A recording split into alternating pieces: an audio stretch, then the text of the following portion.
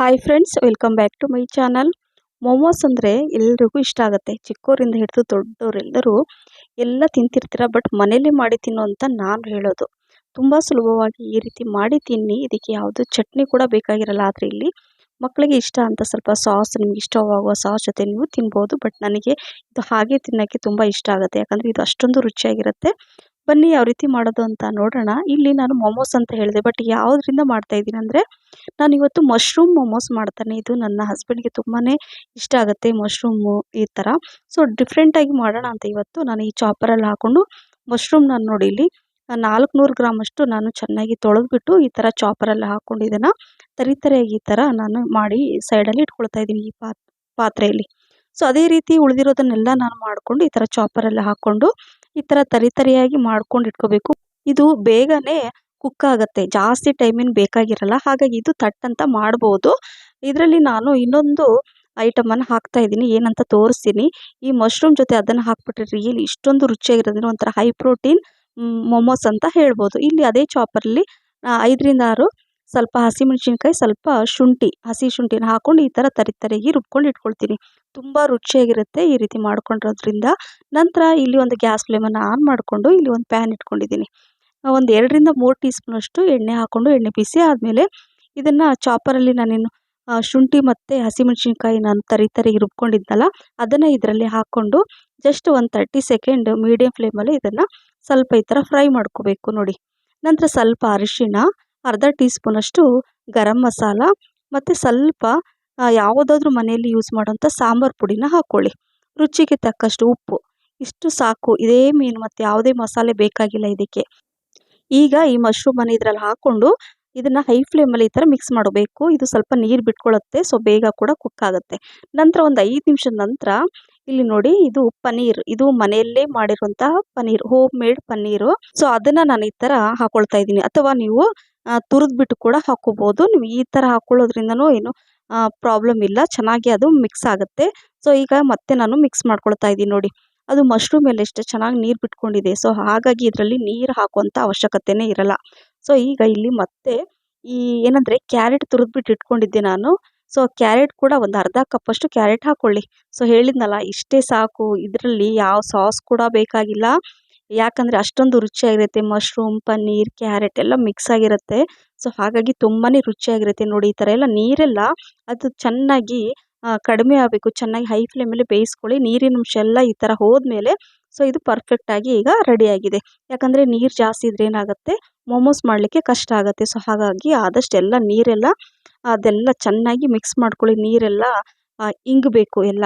So ನಂತರ ಈಗ ನಾನು ಒಂದು ಪಾತ್ರೆಯಲ್ಲಿ ತೆಗೆದಿಡ್ತಾ ಇದ್ದೀನಿ.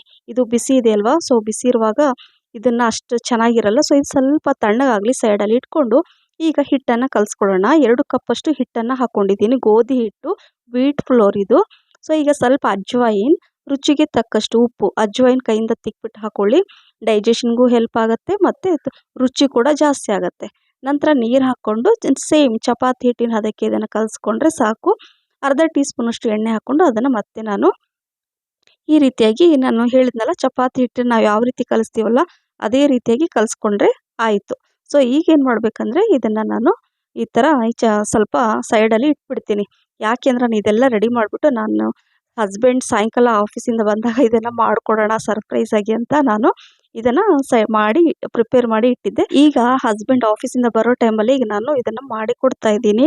ಇಲ್ಲಿ ನಾನು ಕಲಸಿಟ್ಟಿದ್ನಲ್ಲ ಇದೆಲ್ಲ ರೆಡಿ ಮಾಡಿ ಇಟ್ಕೊಂಬಿಡಿ. ನಿಮ್ಗೆ ಯಾವಾಗ ಬೇಕಾವಾಗ ನೀವು ಮಾಡ್ಕೋಬೋದು. ಸ್ವಲ್ಪ ಜಾಸ್ತಿ ಹಿಟ್ಟನ್ನು ತಗೊಂಡು ಇಲ್ಲಿ ಒಣ ಹಿಟ್ಟನ್ನು ಹಾಕ್ಕೊಂಡು, ಗೋಧಿ ಹಿಟ್ಟನ್ನು ವೀಟ್ ಫ್ಲೋರ್ ಕೆಳಗೆಲ್ಲ ಸ್ವಲ್ಪ ಹಾಕ್ಕೊಳ್ಳಿ. ಹಿಟ್ಟು ಹಾಕ್ಕೊಂಡು ಈ ಥರ ಉದ್ಕೊಳ್ಳಿ. ಚಪಾತಿ ಯಾವ ಥರ ಉದ್ಕೊಳ್ತೀರಲ್ಲ ಅದೇ ರೀತಿಯಾಗಿ ಉದ್ಕೋಬೇಕು. ನೋಡಿದ್ರಲ್ಲ ನಾನು ಯಾವ ರೀತಿ ತೋರಿಸ್ತಾ ಇದ್ದೀನಿ, ಇದು ಈಸಿ ಆಗುತ್ತೆ ಅಂತ. ಇಲ್ಲಾಂದರೆ ನೀವು ಸ್ವಲ್ಪ ಚಿಕ್ಕ ಚಿಕ್ಕ ಪೂರಿ ಹದಕ್ಕೆ ತೊಗೊಂಡು ಒಂದೊಂದಾಗಿ ಕೂಡ ಉದ್ಕೋಬೋದು. ಬಟ್ ನಾನು ಇದು ಬೇಗ ಆಗುತ್ತೆ ಅಂತ ನಾನು ಅಂದರೆ ಒಂದೇ ಸೈಜ್ ಎಲ್ಲ ಇರುತ್ತೆ ಅಂತ ಇಲ್ಲಿ ಒಂದು ಬಟ್ಲು ತೊಗೊಂಡಿದ್ದೀನಿ. ಸೊ ನೋಡಿದ್ರಲ್ಲ ಈ ಥರ ಬಟ್ಲಲ್ಲಿ ನಾನು ಉದ್ದಿರೋ ಏನು ಚಪಾತಿ ಇದೆಯಲ್ಲ ಅದರಲ್ಲಿ ಈ ಥರ ಶೇಪ್ ತೊಗೊಳ್ತಾ ಇದ್ದೀನಿ. ಹಿಂಗೆ ಅಂದರೆ ಬೇಗ ಆಗಿಬಿಡುತ್ತೆ ಅಂತ ನೋಡಿ. ಈ ಥರ ಎಕ್ಸ್ಟ್ರಾ ಈ ಥರ ತೆಗೆದು ಇಟ್ಕೊಳ್ಳಿ.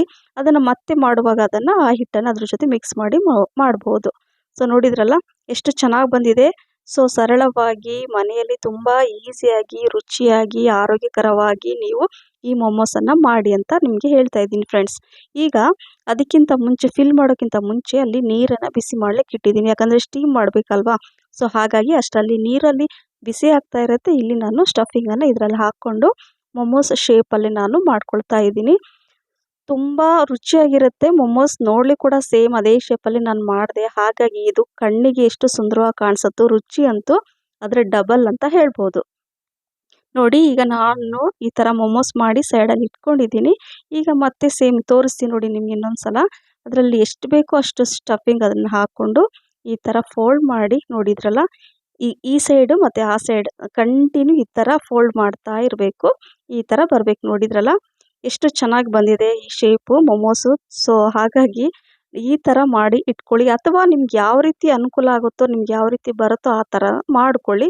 ಫಸ್ಟ್ ಟೈಮ್ ಮಾಡಿದಾಗ ಬರಲ್ಲ, ಮಾಡ್ತಾ ಮಾಡ್ತಾ ನೀವು ಇದನ್ನು ಅಭ್ಯಾಸ ಮಾಡಿಕೊಂಡ್ರೆ ಎಲ್ಲವೂ ಬರುತ್ತೆ. ಬರಲ್ಲ ಅಂತ ಹೇಳೋಕ್ಕೆ ಹೋಗಬೇಡಿ, ಬರುತ್ತೆ ಅಂತ ಮಾಡಿ, ಖಂಡಿತವಾಗ್ಲೂ ಬರುತ್ತೆ. ಯಾಕಂದರೆ ಆದಷ್ಟು ನಾವು ಸ್ಟ್ರೀಟ್ ಸೈಡಲ್ಲಿ ಅಥವಾ ಹೋಟೆಲ್ ರೆಸ್ಟೋರೆಂಟಲ್ಲಿ ಕಡಿಮೆ ಮಾಡಿ ತಿನ್ನೋದು ಬಿಡೋದಂತೂ ಆಗಲ್ಲ. ಬಟ್ ಅನಿವಾರ್ಯ ಇದ್ದಾಗ ತಿನ್ನಿ, ಬಟ್ ಮನೆಯಲ್ಲಿ ಈ ರೀತಿಯಾಗಿ ಮಾಡಿ ಅಂತ ನಿಮಗೆ ಹೇಳ್ತಾ ಇದ್ದೀನಿ ಫ್ರೆಂಡ್ಸ್. ನೋಡಿದ್ರಲ್ಲ, ಇದೇ ರೀತಿಯಾಗಿ ನಾನು ಮಾಡಿ ಇಟ್ಕೊಂಡಿದ್ದೀನಿ. ಅಲ್ಲಿ ನೀರು ಕೂಡ ಬಿಸಿಯಾಗಿದೆ. ಸ್ವಲ್ಪ ಎಣ್ಣೆ ಸವರಬೇಕು, ಒಂದು ಬ್ರಷಿಂದ ಅಂಟ್ಕೊಳ್ಳಲ್ಲ, ಸ್ಟಿಕ್ ಆಗಲ್ಲ ಅಂತ. ಸೊ ಈಗ ಇದರಲ್ಲಿ ನಾನು ಮೊಮೋಸನ್ನು ಇಟ್ಬಿಟ್ಟು ಮತ್ತು ಇದರಲ್ಲಿ ಸ್ವಲ್ಪ ಒಂದು ಬ್ರಷನ್ನು ಸಹಾಯದ ಸ್ವಲ್ಪ ಲೈಟಾಗಿ ಎಣ್ಣೆ ಸ್ಪ್ರೆಡ್ ಮಾಡಬೇಕು, ಒಂಥರ ಶೈನಿಂಗ್ ಬರುತ್ತೆ ಎಣ್ಣೆ ಈ ಥರ ಹಾಕಿದರೆ. ಜಾಸ್ತಿ ಬೇಡ, ಜಸ್ಟ್ ಬ್ರಷ್ ಸಹಾಯದಿಂದ ಈ ಥರ ಹಾಕ್ಕೊಳ್ಳಿ. ಈಗ ಈ ಮೊಮೋಸನ್ನು ನಾನು ಈ ಸ್ಟೀಮರಲ್ಲಿ ಅಂದರೆ ಸ್ಟೀಮ್ ಮಾಡ್ಕೊಳ್ತೀನಿ. ಒಂದು 15ರಿಂದ 20 ನಿಮಿಷ ಹೈ ಫ್ಲೇಮಲ್ಲೇ ಮಾಡ್ಕೊಂಬಿಡಿ, ಬೇಗ ಆಗುತ್ತೆ.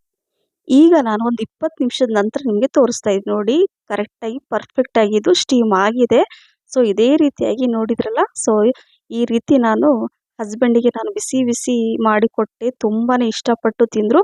ಆ್ಯಕ್ಚುಲಿ ಅವ್ರು ಯಾವುದು ಸಾಸು ಮತ್ತು ಏನೂ ಇಷ್ಟಪಡಲ್ಲ ಇದು, ಯಾಕಂದರೆ ಅಷ್ಟೇ ರುಚಿಯಾಗಿತ್ತು. ಹಾಗಾಗಿ ಇದಕ್ಕೆ ಯಾವುದೇ ಸಾಸಿನ ಅವಶ್ಯಕತೆನೇ ಇರಲ್ಲ. ಅಕಸ್ಮಾತ್ ಬೇಕಂದರೆ ನಿಮಗೆ ಕೆಚಪ್ ಅಥವಾ ಟೊಮೊಟೊ ಸಾಸ್ ಜೊತೆ ಕೂಡ ತಿನ್ಬೋದು. ನಾವಂತೂ ಇದು ಹಾಗೆ ತಿನ್ನಲಿಕ್ಕೆ ಇಷ್ಟಪಡ್ತೀವಿ. ಬಟ್ ಮಕ್ಕಳಿಗೋಸ್ಕರ ನಾನು ಸ್ವಲ್ಪ ಈ ಟೊಮೊಟೊ ಸಾಸ್ ಹಾಕ್ಕೊಟ್ಟೆ. ಸೊ ಇದು ನನ್ನ ಹಸ್ಬೆಂಡ್ನ ಫೇವ್ರೇಟ್ ರೆಸಿಪಿನ ಮಾಡಿಕೊಟ್ಟಿದ್ದೀನಿ. ಅವ್ರಿಗಂತೂ ತುಂಬಾ ಖುಷಿ ಆಯಿತು. ನೀವು ಕೂಡ ಮಾಡಿ ಮನೆಯವರಿಗೆಲ್ಲರಿಗೂ ಖುಷಿಪಡಿಸಿ ಅಂತ ಹೇಳ್ತಾ, ಈ ರೆಸಿಪಿ ಇಷ್ಟ ಆಗಿದ್ದರೆ ಲೈಕ್, ಶೇರ್, ಕಮೆಂಟ್ಸ್ ಮತ್ತು ಸಬ್ಸ್ಕ್ರೈಬ್ ಮಾಡೋದನ್ನು ಮರಿಬೇಡಿ. ನೀವು ಫ್ರೆಂಡ್ಸ್ ಮತ್ತು ಫ್ಯಾಮಿಲಿ ಕೂಡ ಶೇರ್ ಮಾಡಿ. ಹಾಗೆ ನನ್ನ ಫೇಸ್ಬುಕ್ ಪೇಜ್ ಫಾಲೋ ಮಾಡೋದನ್ನು ಕೂಡ ಮರಿಬೇಡಿ ಅಂತ ಹೇಳ್ತಾ, ಯಾರೆಲ್ಲ ನನ್ನ ಫೇಸ್ಬುಕ್ ಪೇಜ್ ಫಾಲೋ ಮಾಡಿದ್ದೀರೋ ಅವರಿಗೆಲ್ಲರಿಗೂ ತುಂಬ ಹೃದಯದ ಧನ್ಯವಾದಗಳು. ಮತ್ತೆ ಸಿಗ್ತೀನಿ. Thank you for watching. Bye.